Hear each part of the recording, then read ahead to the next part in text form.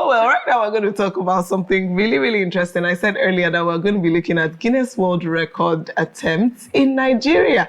And basically, we just want to talk about what Guinness World Record has become in Nigeria right now. Of course, we know that sometime in 2023, HildaBaci kicked off with the longest cooking marathon, which she did successfully. And after then, it was like there was a very massive breakout, Guinness World Record everywhere, Guinness World Record attempts everywhere. And just recently, yesterday, she concluded the record-breaking, the Guinness World attempt to make the largest pot of jollof. And I must say it's a very, very commendable, one very massive project that she took on, and it shows a lot of strength on her part.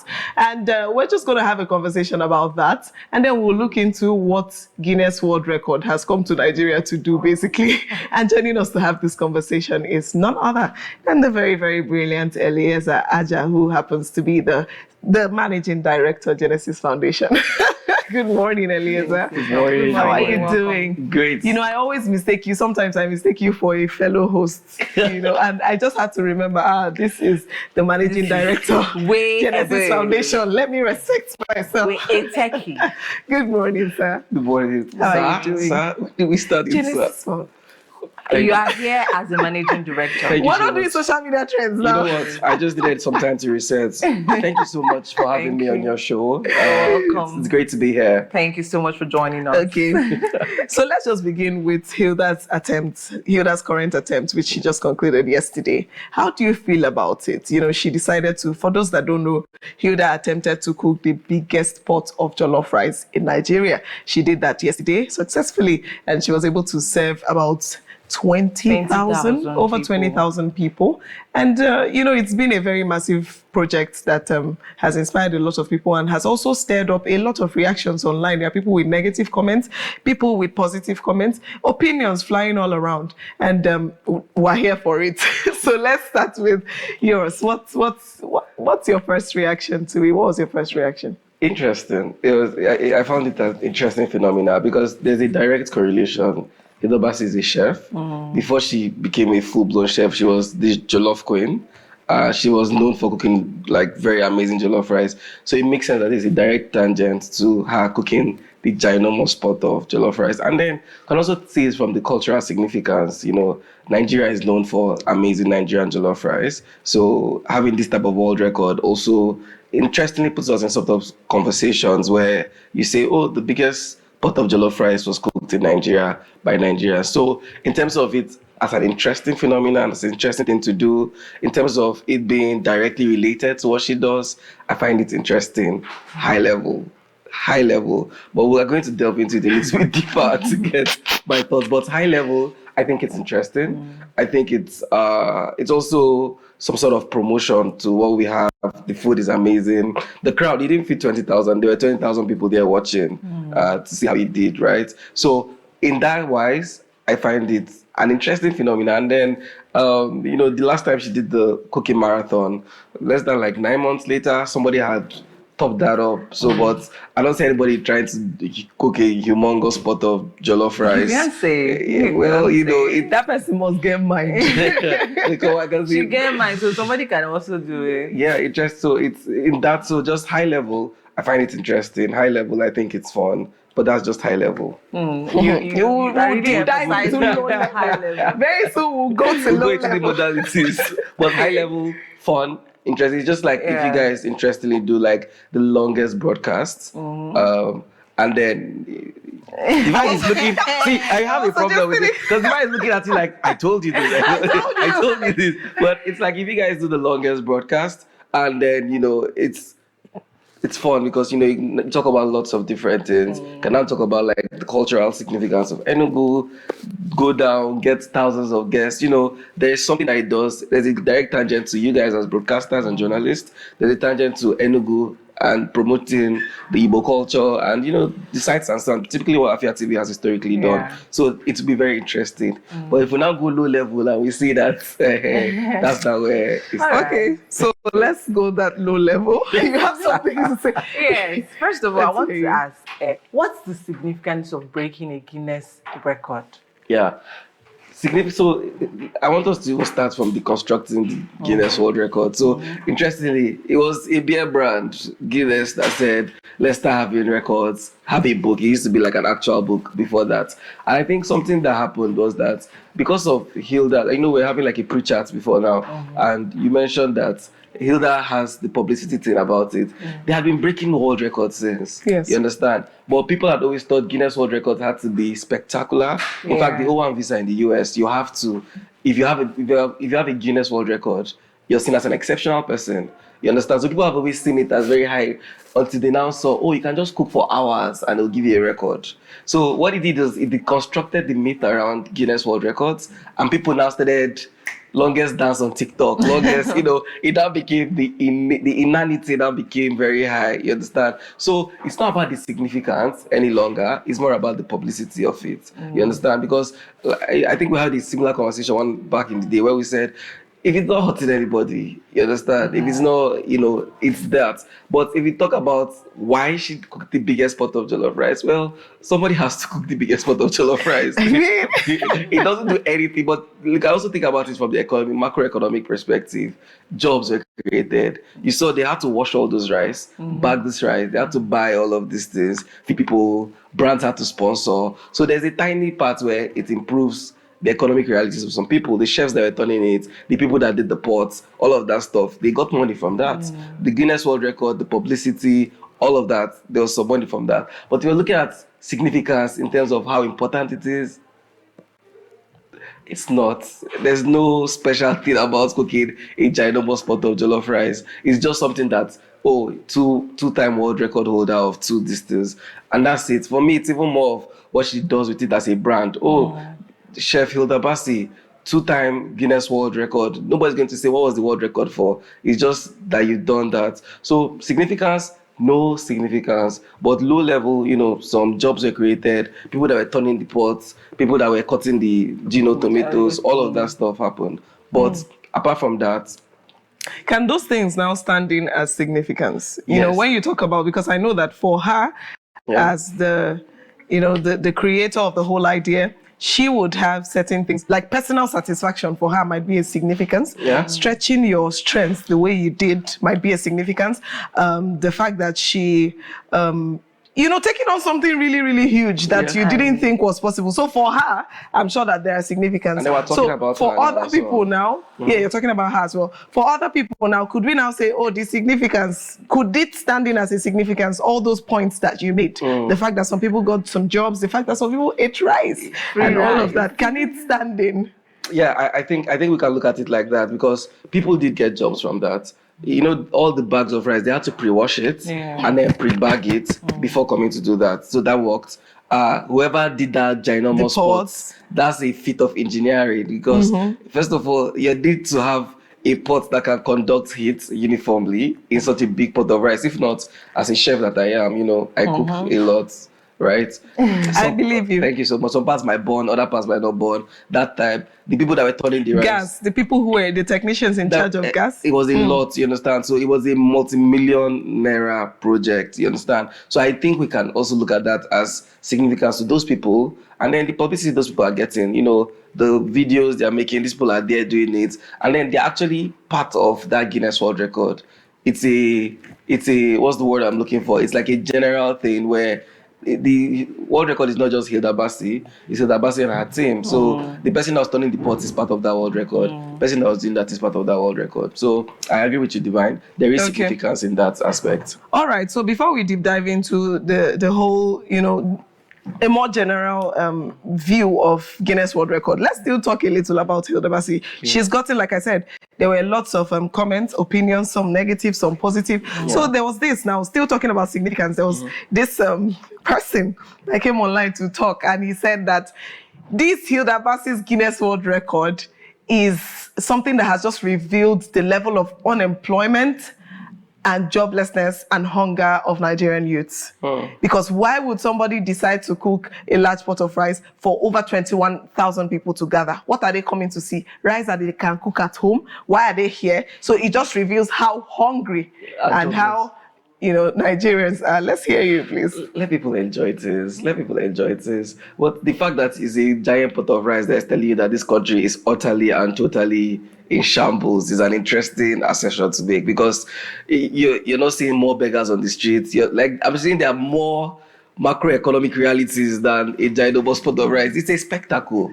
You understand? It's a spectacle. Somebody's cooking a big pot of rice. You want to hear when the circus comes into town, people are saying, oh, this is what is happening. This is what is happening. All of that stuff. And it typically is supposed to happen. So if somebody's cooking a ginormous pot of rice and you're on your way to work, like back from work, won't you branch to see what is happening?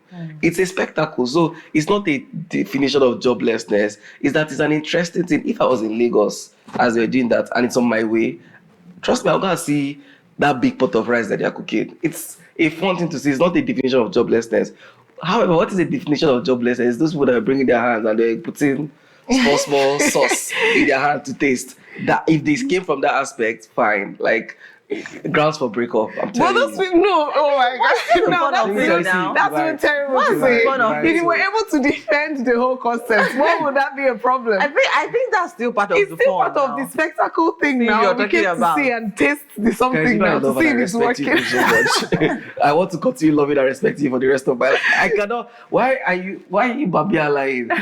Taste. Can you? We are testing the source of our pots. It happens at home when your mom is cooking. After you just bring your hand, you collect. Everybody will just collect before we go back to cooking.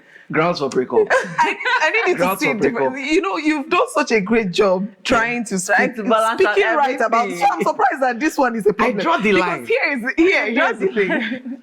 You said if you were, but you do it at home. You said if you were close. Yeah. You said if you were close to the venue, you'd go there and see the spectacle. Great. So that's how many people went there to see. Yeah. So and you said it's such an amazing thing that everybody is trying to, put together. How is this going to come out? Yeah. And so she finished making the delicious jollof sauce. Mm-hmm. And you're wondering, this thing, will it be sweet? Will it be nice? Were they able to succeed? And then she brings it out and says, okay, you guys should see how far we've gone. See for yourself. Yeah. Don't you think it's something worth tasting? Let me deconstruct it a little bit further. Yes. See, things that are done should be done well, right? A multi-million naira project. All right.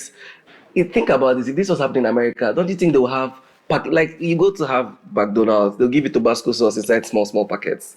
My problem is in the lack of dignity of mommy thanks man. Do you understand? Because ideally they could have had disposable tiny like this stuff they use for communion, and put the sauce inside and give people and you taste it. Are they not tasting it? Is there still not dignity there, as opposed to carrying a small plate and doing tan? So my point is not about the tasting. My point is that the way, I saw a video where they were bailing water from it using a bucket to bail it. And literally they could have used a suction pump for that. They had the budget for that pot. They had the budget for thousands of bags of rice, all the ingredients. Surely they would have thought about it from a more complete point. So the point I'm driving out here is that we need to think about things better in systems as opposed to just because there's an anyhowness to how we do things in Nigeria. To the point that even at the highest point, where it's a world Guinness record, that means you're the cynosure of all eyes. You have to take it seriously. Okay, that now brings me to what seemed like the elephant in the whole of social media, yes. Which is when she was washing. She clarified that she used brand new mops. She was seen inside the pots, mopping and washing, and a lot of people, said it was such a poor sight. It was such a bad thing to see. It's unhygienic, and a whole lot of comments about that. I'm curious to know what your thoughts are. Two things. Number one, was a percentage thing, right? It's one. I'm not justifying it, but it's one washed leg in a ginormous pot of rice. Do you understand? Based on the dilution already, there's nothing like it can't scale. Maybe we talk about, the pot was not closed, it was not in an indoor place, all of that stuff, you understand? But if it's because she was in the pot, even if you just just think about it, you have a cup of water, you put one grain of sand inside. Does that make it impure? Just that grain of sand. It's a proportional thing. So I get that, but it's still part of the anyhowness. You understand? I'm not excusing it, right? But I'm saying that it's anyhowness, but it's not unhygienic. in the grand scheme of things. The oil, first of all, is hot. By the time you boil that oil, whatever germs were there, even if 30 people were working there, that heat is going to kill everything, number one. Number two, it was just one person. I'm sure that she did a mani-pedi, washed everything, probably even wore nylon socks before she entered there. You understand? Probably. That I doubt. Probably. Because the video we saw, she was barefoot. Yeah, She was barefoot. Yeah. It's just the anyhowness. I'm just saying that if you're talking about it from an anyhow perspective, I agree.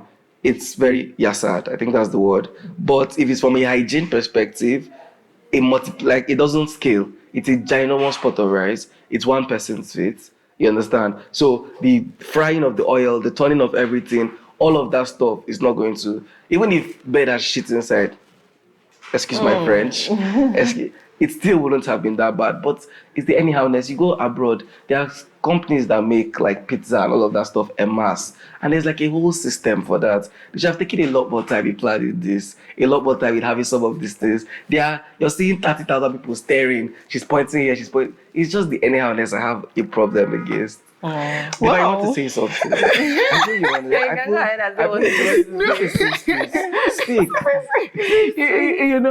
This is a social media trend. Yeah. The floor is yours. Okay, what I would have just said is, I agree with you.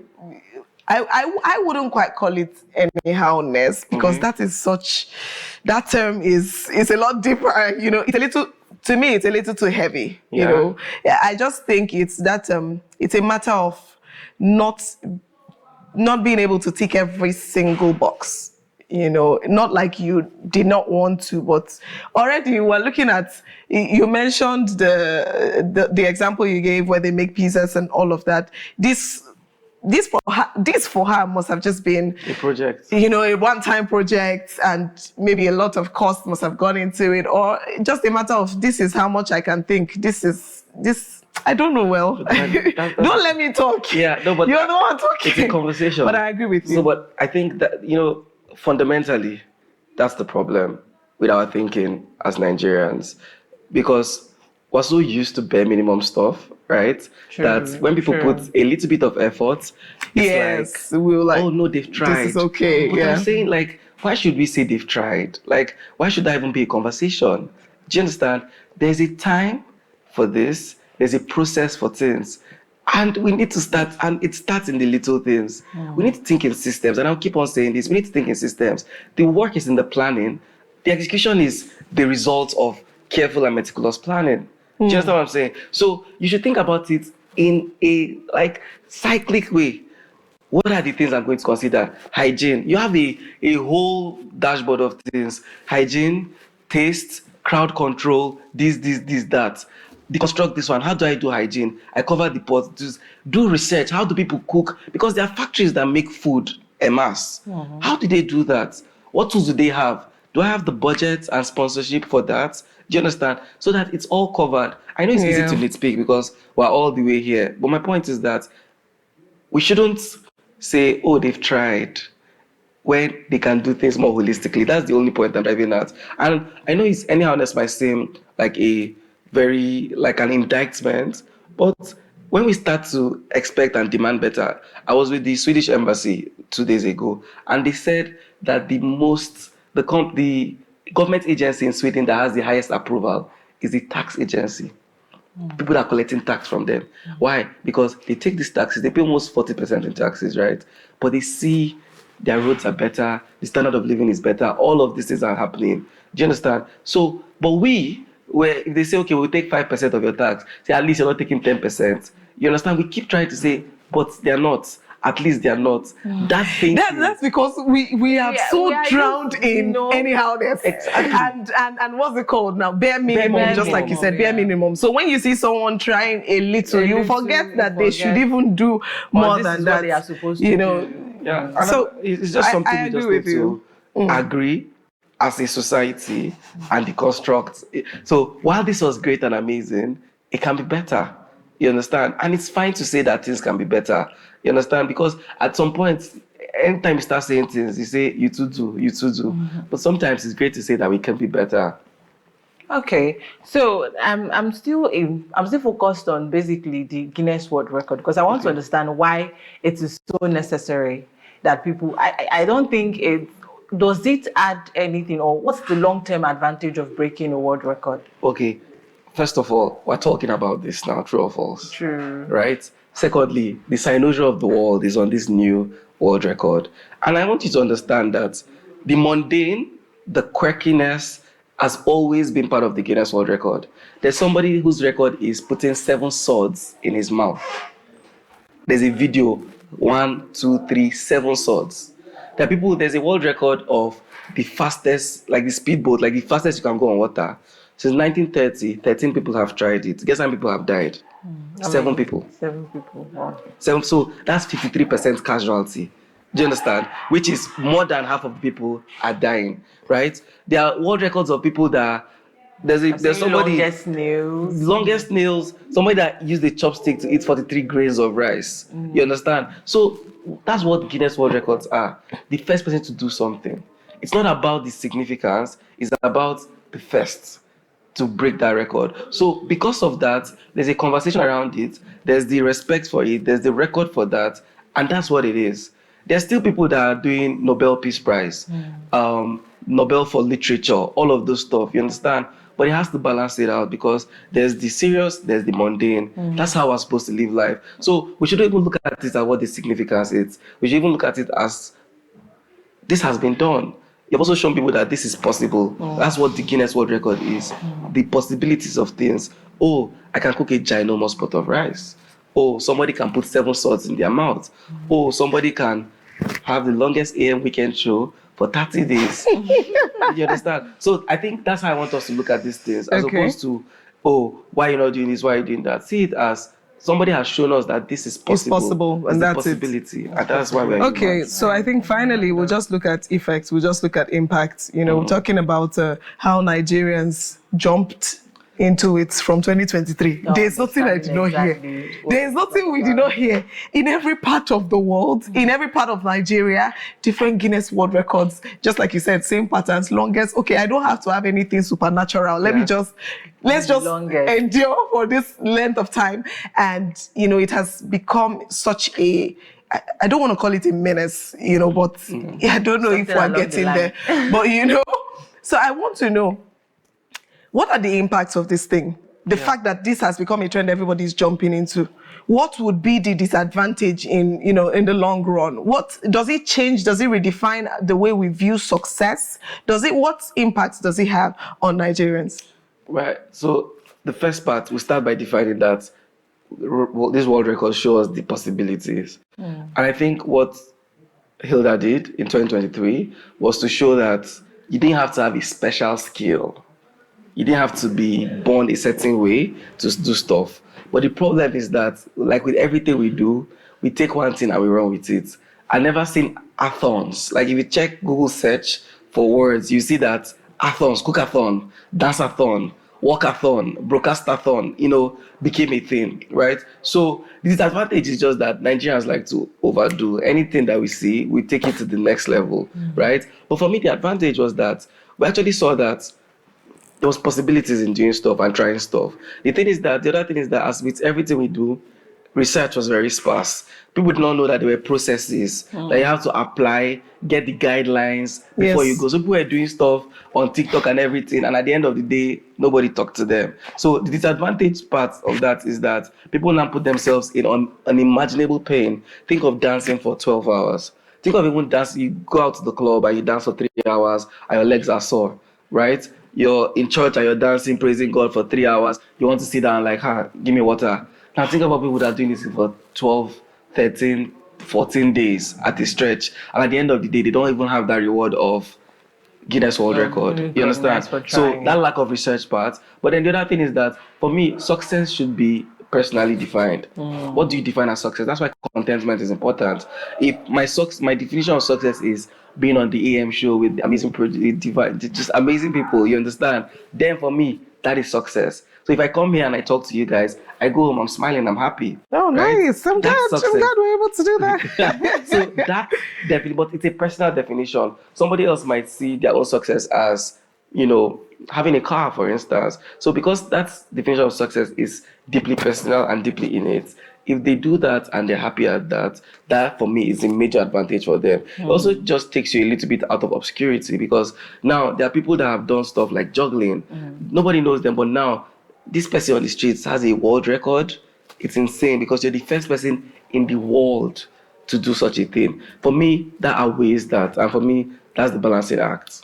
Thank you so much. I believe that this has been very, very wholesome, all-encompassing, and we've been able to do justice to this. Thank you. Thank you. Thank you so much for having me. That was Eliezer Ajah, the Managing Director of Genesys Foundation. Up next on the AM Weekend Show is our conversation about the changing prices of foodstuff in Nigeria and in the Southeast particularly.